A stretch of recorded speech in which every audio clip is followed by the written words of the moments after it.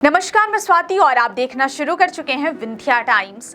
किसानों की सुविधा के लिए शुरू किया गया गिरदावरी ऐप अब किसानों की मुश्किल बन गया है। दरअसल किसान अपनी फसल को ऐप के माध्यम से दर्ज नहीं करवा पा रहे हैं, जिसके कारण किसानों को धान की फसल बिक्री ना होने का और धान सहित अन्य फसल के नुकसान होने पर किसी प्रकार का मुआवजा ना मिलने का डर सता रहा है।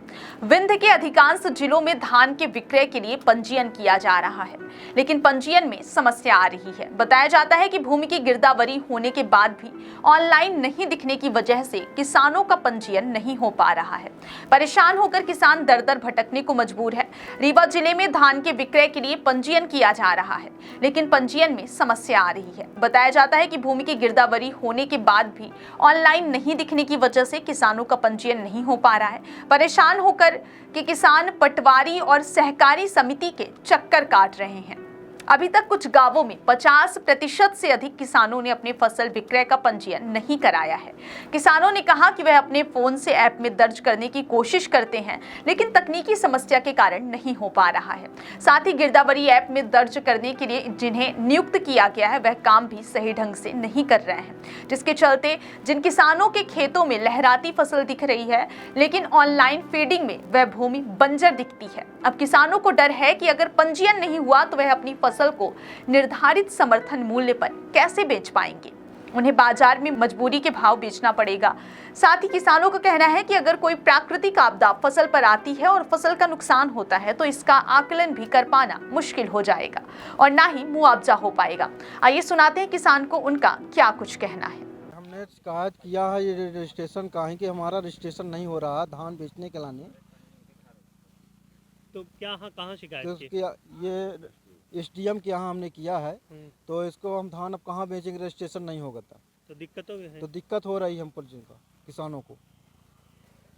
हम लोगों के गांव में जो फसल बोई हुई है ये उसमें दर्ज नहीं हो रही है ऐप में, और इतनी धान जो किसानों ने बोई हुई है वो जब ऐप में नहीं फीड होगी तो फिर इसको ये बिकेगी कहाँ?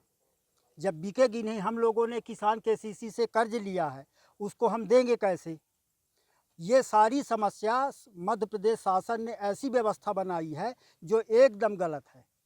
अभी तक पटवारी आके खेत जाके और ये सब करता था, लेकिन अब जो है पता नहीं कहाँ के लोगों को नियुक्त कर दिया है, वो कभी खेत जाते नहीं, जाते हैं तो उसे बनता नहीं, और इस तरह से हमारा रजिस्ट्रेशन हो नहीं पा रहा। और जब हमारा रजिस्ट्रेशन नहीं हो पा रहा तो हम इस रजिस्ट्रेशन के लिए रजिस्ट्रेशन चालू हो गया, अब हम रजिस्ट्रेशन हमारा नहीं हो रहा, हम कैसे करें? हमारी धान कहाँ बिकेगी? सरकार बताए हमको। वहीं रीवा जिले के भोलगढ़ ग्राम पंचायत के किसान हरिओम दुबे ने बताया कि पंजीयन कराने के लिए सहकारी समिति में गए थे, लेकिन कहा गया कि उनकी जमीन ऑनलाइन दिखाई नहीं पड़ रही है। इसकी गिरदावरी पटवारी से करानी पड़ेगी। पटवारी प्रतिदिन उपलब्ध नहीं रहते। अब कैसे यह समस्या दूर हो और फसल का विक्रय कैसे हो पाएगा? पूर्व में राजस्व विभाग द्वारा गिरदावरी सर्वे का कार्य किया जाता था, लेकिन इस बार शासन के द्वारा सर्वेयर की नियुक्ति की गई थी, जिन्हें प्रत्येक गिरदावरी के लिए 8 रुपए निर्धारित किया गया था। गिरदावरी के लिए नियुक्त किए गए सर्वेयर कार्य तो करते रहे, लेकिन इसके बावजूद किसानों की फसल ऑनलाइन दिखाई नहीं पड़ रही है, जिसके कारण फसल विक्रय के लिए उन किसानों का पंजीयन नहीं हो पा रहा है। सर्वेयर के कार्य की भी समय सीमा समाप्त होने को है, जिसके बाद अब कैसे किसानों की यह समस्या दूर होगी, यह एक बड़ा सवाल है। गिरदावरी को लेकर के हमारे गांव में बहुत बड़ी समस्या खड़ी हो गई है। कई किसानों का गिरदावरी की गई, फीड हुआ, डिलीट हो गया। कुछ किसानों का ये कहना कि हमारी धान लगी हुई है लेकिन हमारे ज़मीन के नंबर में रिक्त लिखा हुआ है। अब वो करने का प्रयास कर रहे हैं और ऐप से करने का प्रयास कर रहे हैं, लेकिन वो आगे नहीं हो रहा, कुछ भी नहीं हो रहा है। दिखाइए और कैसे वो ये अभी हम करने के लिए प्रयास कर रहे हैं, लेकिन ये आगे के लिए बढ़ ही नहीं रहा है।